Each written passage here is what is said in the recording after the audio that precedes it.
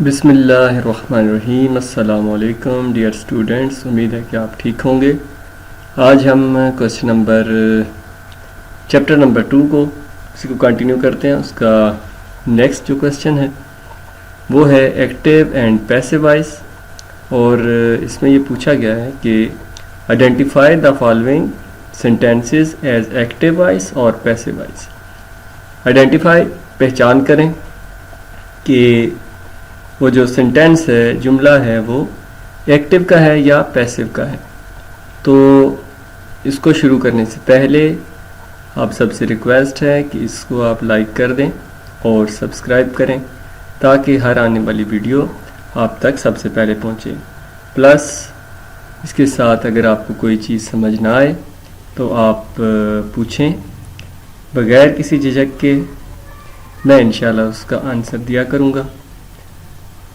तो अब हम स्टार्ट करते हैं कि इसकी शनाख्त कैसे करेंगे, एक्टिव वॉइस और पैसिव वॉइस। इसकी शनाख्त के लिए आपको टेंसेस का आना ज़रूरी है, और अगर टेंसेस नहीं भी आते तो फिर ये थोड़ा सा आपको इशू होगा, लेकिन आपको वो चीज़ समझ आ जाएगी। मैं इंशाल्लाह उसकी कुछ निशानियाँ आपको बताऊँगा ताकि आप उसको सही तरीके से समझ जाएं। तो दूसरी बात यह है कि अगर आप सेंटेंसेस समझना चाहते हैं तो उसके लिए हम वीडियोस बना सकते हैं। आप कमेंट्स बॉक्स में लिखिएगा कि जो बच्चा सेंटेंस समझना चाहता है वो लिख दे कि यस, जो नहीं समझना चाहता वो नो लिख दे। तो इंशाल्लाह कोई ऐसी बात नहीं है। सेंटेंसेस के हवाले से भी हम शॉर्ट सी वीडियो बनाएंगे बिल्कुल, और इसके साथ साथ एक्टिव पैसिव वॉइस के हवाले से भी नेक्स्ट हम इंशाल्लाह वीडियो बनाएंगे, लेकिन फ़िलहाल हम इस पर तवज्जो देते हैं।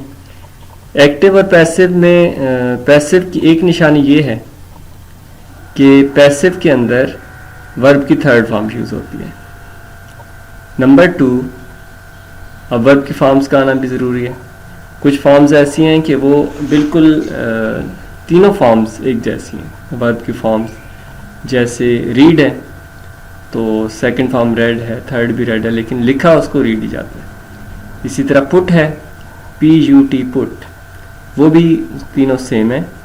एंड थर्ड जो है वो है कट है, कट को भी हम कट ही लिखते हैं। तीनों फॉर्म्स उसकी सेम होती हैं। सो थोड़ा सा आपको मैं टेंसेस के हवाले से बताऊंगा और वर्ब की फॉर्म्स के, क्योंकि फॉर्म्स जो हैं इनको, तो इसकी पहली पहचान कि वर्ब की थर्ड फॉर्म यूज़ होती है, प्लस इसमें बाय लगता है।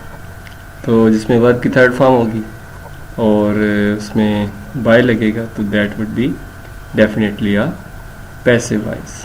पहला पढ़ते हैं, for their needs trees are cleared by human. इसमें देखें यहाँ पे क्लियर्ड आ गया, ये थर्ड फॉर्म है, इसको मैं हाईलाइट कर देता हूँ। इसको मैं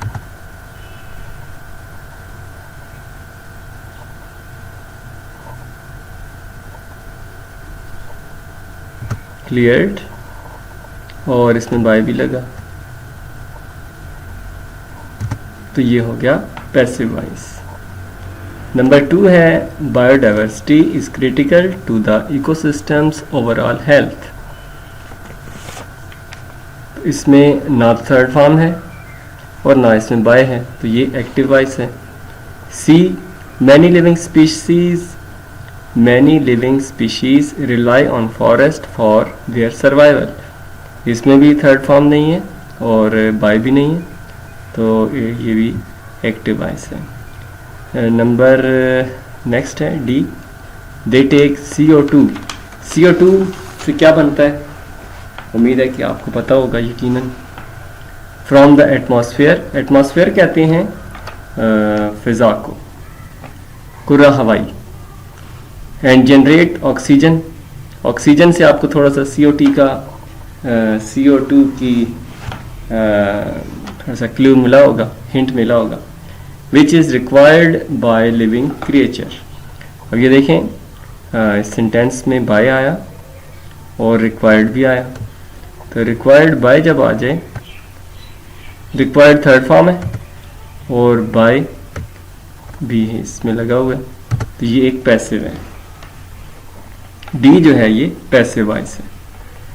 उसके बाद ई है, ई वॉल्केनिक इरप्शन, यानी आतिशफशा पहाड़ जो है उसका फटना।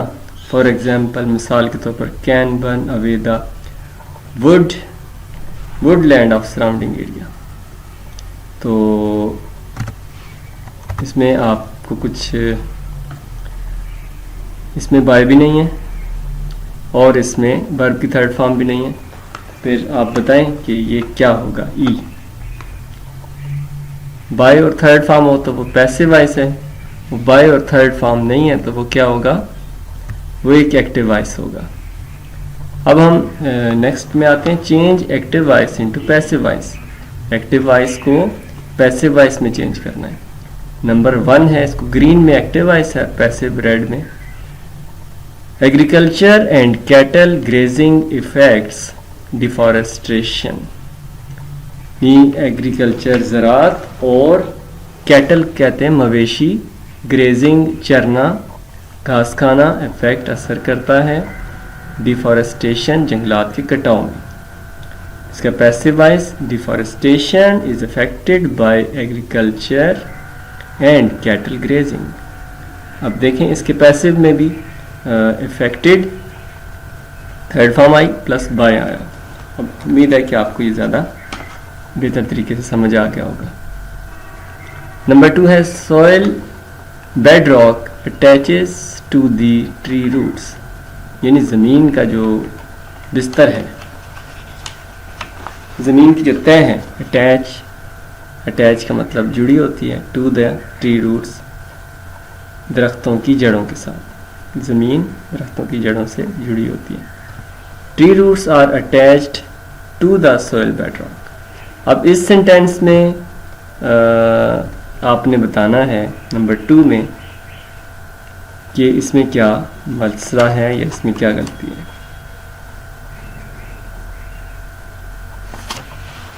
यह आपने मुझे बताना है। और 3 है, active floods can amplify the extent of erosion. Flood सैलाब कैन सकते हैं, एम्पलीफाई बढ़ाना, किसी हद तक बढ़ा देना। और एक्सटेंट का मतलब होता है, एम्पलीफाई का मतलब होता है बढ़ाना। एम्पलीफायर जो होता है जो हम यूज़ करते हैं वो आवाज़ को बढ़ाता है, लाउड स्पीकर वगैरह की। द एक्सटेंट का मतलब होता है लंबाई या लेंथ ऑफ एरोजन। एरोजन का मतलब होता है कटाव, ज़मीन का कटाव। सैलाब बढ़ा देते हैं ज़मीन के कटाव को। पैसिव, द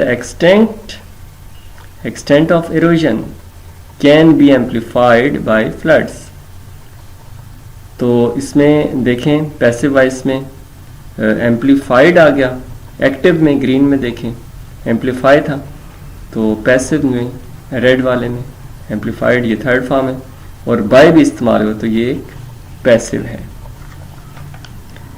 एक्टिव और पैसिव के हवाले से मैं एक अलग वीडियो भी बनाऊंगा ताकि आपको उसमें ज़्यादा समझ आ जाए। उसमें SVO ये कंसेप्ट होता है, सब्जेक्ट वर्ब एंड ऑब्जेक्ट। जो ऑब्जेक्ट है वो सब्जेक्ट बन जाता है, वर्ब की थर्ड फॉर्म इस्तेमाल होती है और सब्जेक्ट जो है ऑब्जेक्ट बन जाएगा। ये अलग से मैं एक वीडियो बनाऊंगा, ये वीडियो बहुत ज़्यादा लंबी हो रही है। नेक्स्ट है, landslides are frequently associated with slope terrain deforestation.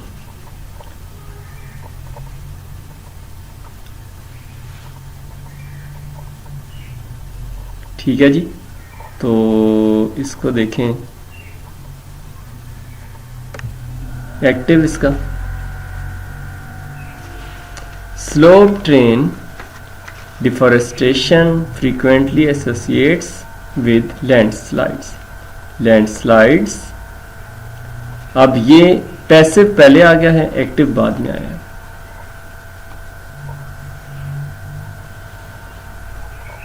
इसमें बाय इस्तेमाल नहीं हुआ, इसमें विद इस्तेमाल हुआ है। Landslides are frequently associated with slope transforestation. तो फ्रीक्वेंटली का मतलब होता है कसरत से या तसलसल के साथ, मुसलसल। एसोसिएट का मतलब होता है शरीक या शामिल, इंग्लिश में कहेंगे तो ज्वाइन या कनेक्ट्स। एसोसिएट का मतलब होता है इंग्लिश में ज्वाइन या कनेक्ट। स्लोप ढलवान को कहते हैं, उतराई। ट्रेन कहते हैं खित्ता को टुकड़ा। ये ज़मीन का फिज़िकल फीचर्स में से ऐसा ज़मीन का खित्ता कि जो ढलवान हो, स्लोप हो। तो डिफॉरेस्टेशन का आपको पता है, जंगलात की कटाई। तो लास्ट में पैसिव पहले आ गया है। Landslides are frequently associated by slope terrain deforestation. Slope terrain deforestation frequently associates with landslide. So thanks for watching. तो नेक्स्ट वीडियो में फिर आपसे मिलेंगे, तब तक के लिए अल्लाह हाफ़िज़।